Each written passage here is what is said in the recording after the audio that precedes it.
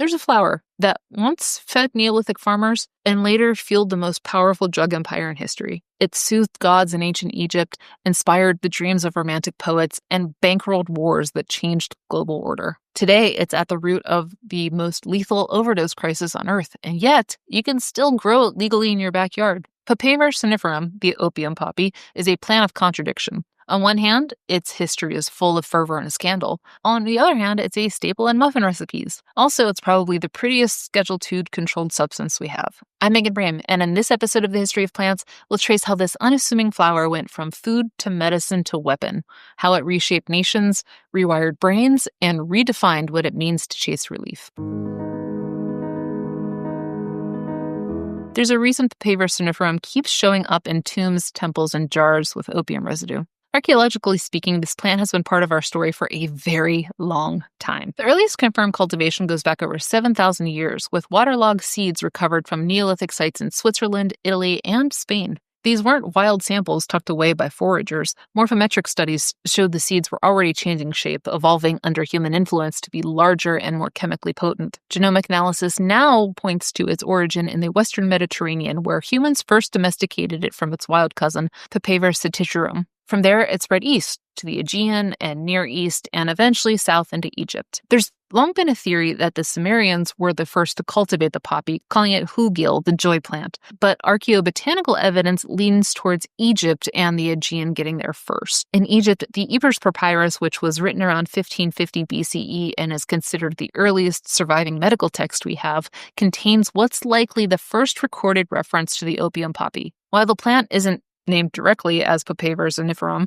many scholars believe a substance called shepin refers to an opium-based preparation. It was used as a soporific, a substance that dulls pain and induces sleep, and was prescribed for everything from headaches to colicky infants. In a culture where medicine, ritual, and spirituality were inseparable, healing plants held divine associations. And while we don't have definitive proof, several Egyptian deities have been loosely linked to opium's use in healing. Tot, the god of wisdom and medicine, was often invoked at the start of medical texts. Sekhmet, goddess of both plague and healing, had a priesthood deeply involved in early medicine. And Isis, who was said to know every herb on earth, appears frequently in magical medical spells. None of these are directly tied to poppy, let me be clear about that. But given the plant's known properties and ritual importance, it's easy to imagine it was within their domains. In Greece, we see the first push and pull for the poppy's efficacy and usefulness. Hippocrates used opium cautiously, employing poppy-based preparations for pain and sleep, but sparingly, in line with his broader philosophy of balance and treatment. Still, it found its way into two legendary formulas, Mithridatum and Theriac, which were compounded antidotes that aimed to protect against any poison. These pharmacological catch-alls became staples in elite medicine for centuries, evolving through the Roman Empire and into Renaissance Europe. And at the heart of both, opium. By the 1st century CE, Dioscorides described the poppy in his 5-volume De Materia Medica, the most influential medical reference in the Western world for over a millennium, copied, translated, and studied well into the Renaissance. He listed it as both a gift and a hazard, noting that its dried latex, quote, puts men to sleep and may kill them outright in higher doses. About a century later, Galen expanded on that reputation. He championed opium as a near-universal remedy for insomnia, pain, digestive issues, and even sadness, but he also understood its risks, overdose, dependency, and death. In the wrong hands, opium could be a quiet poison, but in a world with no anesthesia or antidepressants, it was a hard plant to ignore, especially when it can make suffering quieter. For thousands of years, the poppy was just that. It was a medicine, crushed into salves, steeped into potions, or offered in rituals. But eventually, it got pulled into something bigger, because empires noticed and economies took root. And that flower that once soothed infants would soon bankroll invasions, redraw borders, and leave a legacy of addiction in its wake. For so long, opium had been a healer. It was a tool of medicine, of ritual, and occasionally as a quiet poison. But as global trade expanded and colonial powers chased profit across continents, the poppy's role began to shift. By the 1500s, European physicians were turning to opium regularly. In England, a new tincture called laudanum, a mix of alcohol and opium, was becoming a staple in apothecaries. It was used to ease everything from coughs to grief, and by the 17th century, it was nearly in every medicine cabinet in Britain. And it wasn't just physicians who took notice. British Romantic writers turned to laudanum not only for relief, but for revelation. Samuel Taylor Coleridge famously claimed that his dreamlike poem Kubla Khan came to him during an opium-induced trance. Thomas de Quincey, in his 1821 Confessions of an English Opium Eater, chronicled the euphoria, nightmares, and slow unraveling that came with dependence. For poets like Coleridge, Byron, and even Percy Shelley, opium wasn't just a medicine, it was a muse, one that offered visions in exchange for a very steep cost. So by the time the British Empire turned its gaze eastward, it already knew poppy's power. And that's where China enters the story, and with it, one of the most infamous trade sagas in botanical history. As we mentioned in our History of Tea episode, Britain had developed a national obsession with Chinese tea, importing shiploads of it to fuel everything from genteel drawing rooms to industrial break rooms. And it wasn't just tea, Chinese silk and porcelain were just as coveted. But Britain had a problem. China wasn't at all interested in British goods. Textiles, clocks, ceramics, meh. China demanded silver in return, and Britain was bleeding bullion to keep the goods flowing. And that's when the East India Company, nominally separate from Parliament, but aligned in economic interest, decided it was time to play dirty. Because opium was a product they could grow cheaply in colonized Bengal and smuggle into China in vast quantities. It became more than a commodity, it became an addiction-powered trade equalizer, a narcotic that guaranteed both demand and dependence. But here's the thing. In Britain, opium-based products like laudanum were perfectly legal. You could walk into an apothecary and pick up a bottle for headaches, sleeplessness, or the nerves. Addiction existed, of course, but nothing close to the scale we're about to see. In China, opium was far more tightly controlled. Medicinal use remained legal in specific settings, but by the 1700s, recreational opium had taken hold across Chinese society. It became such a crisis that in 1729, the Yongjing Emperor issued the first imperial edict banning recreational smoking and prohibiting trade and import for non-medicinal use. By the 1800s, the law went even further, fully banning foreign imports and domestic trafficking. But that didn't stop the trade. The British government, while not officially selling opium, allowed the East India Company to flood China with it. Fields of poppies in Bengal were processed into bricks of refined latex and then trafficked through an elaborate smuggling network. It was bureaucratic sleight of hand. Plausible deniability traded for a booming shadow economy. China had had enough. In 1839, Imperial Commissioner Lin Zexu seized and destroyed over 20,000 chests of British opium at Hunan, a dramatic act of resistance against foreign influence and narcotic dependence. The British framed it as an affront to free trade and national honor. But let's be honest, what they really wanted were their cheap Chinese goods, and the idea that anyone, especially a non-European power, would dare to challenge the reach of the British Empire, that would not stand. On September 4th, 1839, the First Opium War began, marking a turning point for the Qing military. For centuries, China's dynastic force that had dominated East Asia, defending borders, suppressing uprises, and projecting stability across a really immense empire. But now, they were facing a modernized British Navy with ironclad ships, explosive artillery, and a ruthless mandate to protect trade profits. It didn't go well for China. On August 29, 1842, the Treaty of Nanking was signed, marking the end of the First Opium War. China was forced to cede Hong Kong, abolish the centuries-old Canton trading system, and open 5 major ports, including Shanghai and Guangzhou, to British merchants. But the financial terms were just as punishing. The Qing government had to pay over 21 million silver dollars, roughly 560 million pounds sterling, or 749 million US dollars today. That included $6 million to compensate Britain for the opium destroyed by Ling Jiazhu, $3 million to cover debts owed by Chinese merchants in Canton, and $12 million for war reparations. Payments were to be made in installments over 3 years with 5% annual interest charged on any late payments. Britain also secured most favored nation status, meaning any concessions China made to other countries would automatically apply to them. It was a lopsided deal by any measure, and one that left China nursing a deep sense of injustice. Less than 2 decades later, those wounds would erupt into war yet again. On October 8, 1856, Qing officials boarded a ship called the Arrow and arrested its Chinese crew on suspicion of piracy. The Arrow's registration had technically expired, but Britain seized the opportunity and claimed the move violated its sovereignty. Britain gunboats fired on Canton the next day. France soon joined the fray, citing the murder of a French missionary in Guangxi. And just like that, the Second Opium War had begun, this time with 2 Western powers bearing down on China. The joint British-French forces quickly escalated. They captured Canton, detained the viceroy of Liangguang, Ye Mingchen,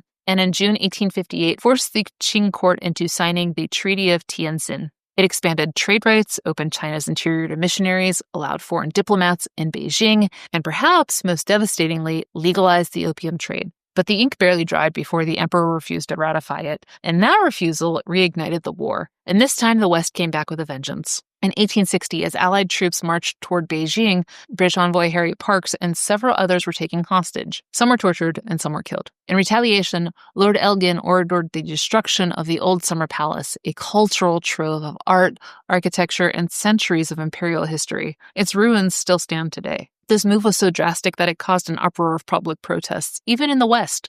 The Times of London called it, quote, a lamentable display of brute force over culture. Faced with overwhelming firepower, the Qing relented. In October 1860, they signed the Convention of Peking, ratifying the Treaty of Tientsin and ceding even more ground, including the Kowloon Peninsula, now part of Hong Kong. Meanwhile, Russia took the opportunity to strike its own deals, quietly annexing over 1.5 million square kilometers of Qing territory to the north and west. And if stories like this, where a single plant can shift the fate of nations, fascinate you, welcome to Plantrums, because that's what we do here, so don't forget to subscribe. And with that, opium wasn't just a product anymore. It was the currency of coercion, woven into treaties, traded for territory, and used as leverage to pry open the gates of empire. But what gave it that kind of power?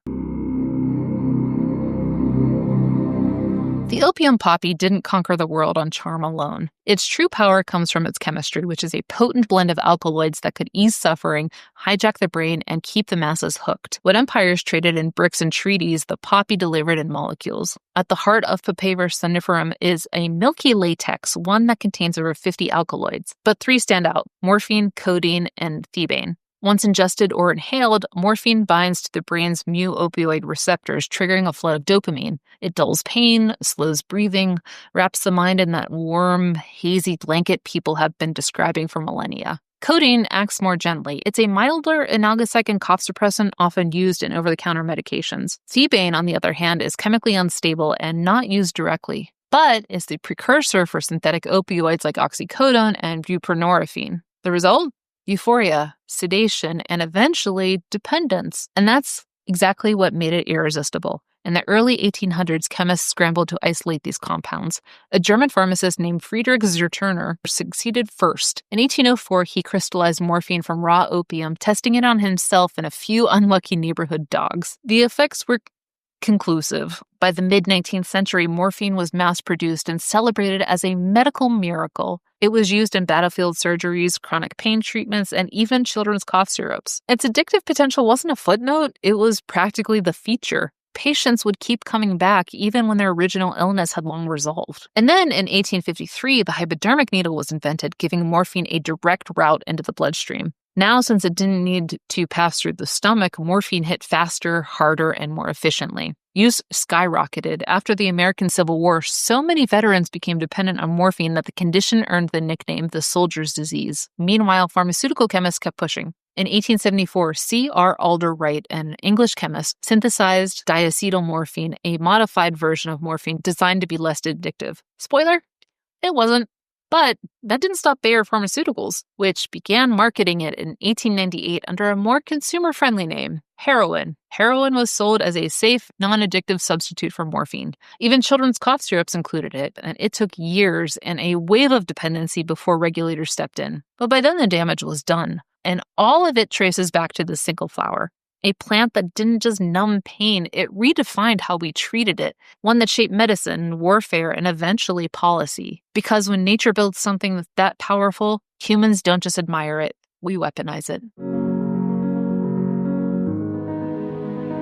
Even after the treaties were signed and the palaces burned, Papaver somniferum didn't fade quietly into the background. The world had gotten a taste, and it wanted more. In the early 20th century, countries started to recognize just how deep the addiction went. Morphine, heroin, opium tinctures, they were everywhere. Pain management had become chemical, and the consequences were piling up. So governments did what governments do. They tried to regulate. In 1912, the Hague Opium Convention was the first international treaty aimed at controlling narcotics. In the U.S., the Harrison Narcotics Tax Act of 1914 required strict documentation for the sale and distribution of opiates. But the poppy was always one step ahead. Even as countries tried to lock down medical access, illicit networks flourished. Farmers in the Golden Triangle, where the borders of Myanmar, Laos, and Thailand blur into one mountainous hub, began cultivating poppy en masse. The same happened in Afghanistan, where unstable governments and a lack of economic alternatives meant poppy became one of the few viable cash crops. But cultivation comes at a cost. In Southeast Asia, slash-and-burn techniques used to clear forest for poppy fields caused widespread deforestation. In Mexico, the push for heroin production led to aggressive expansion into protected ecosystems. Poppies may look delicate, but their global footprint is anything but.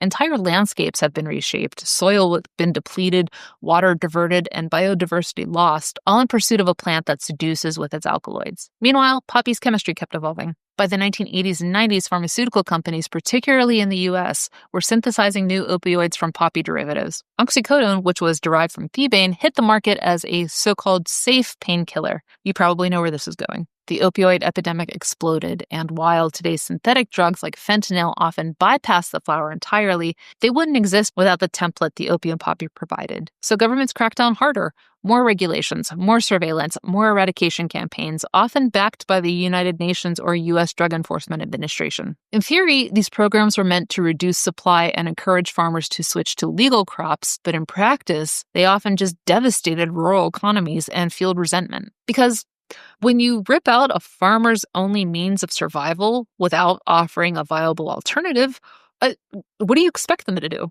And to add yet another layer of mess, some of these very regions targeted for eradication were also sites of foreign military intervention. So the war on drugs blurred into other wars, on terror, on poverty, on dissent, you name it. Today, the conversation has shifted yet again. We talk more about harm reduction, safe consumption sites, and destigmatizing addiction, but regulation still lags behind need. In some countries, morphine access for terminal cancer patients is nearly non-existent due to fear of misuse. In others, heroin is handed out in supervised clinics. It's a paradox that stems from the same source. One flower, two paths, relief or ruin. Today, the opium poppy is still grown legally in carefully monitored fields across countries like Australia, Turkey, and India, to name a few. Also, if you're curious, yes, in many countries, it's legal to grow this flower in your backyard, but it is very illegal to harvest its opium.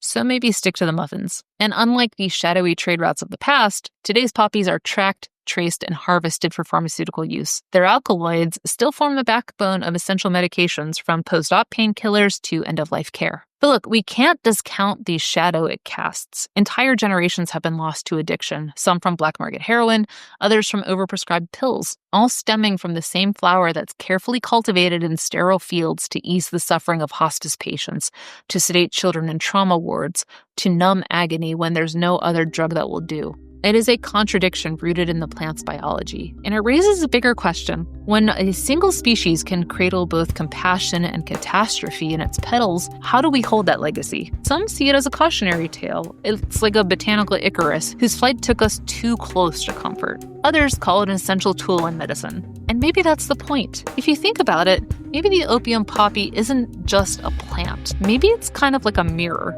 reflecting what we choose to amplify: healing or harm, relief or dependence, care or control. I'm Megan Rain. Thank you for joining me on another episode of The History of Plants. You can jump into the Patreon to check out my commentary on this episode, or if you want to learn about another plant that blurs the line between medicine, poison, and power, check out our episode on henbane, a plant used by witches, warriors, and wandering husbands. Until next time, greenies, stay curious and don't forget to flourish.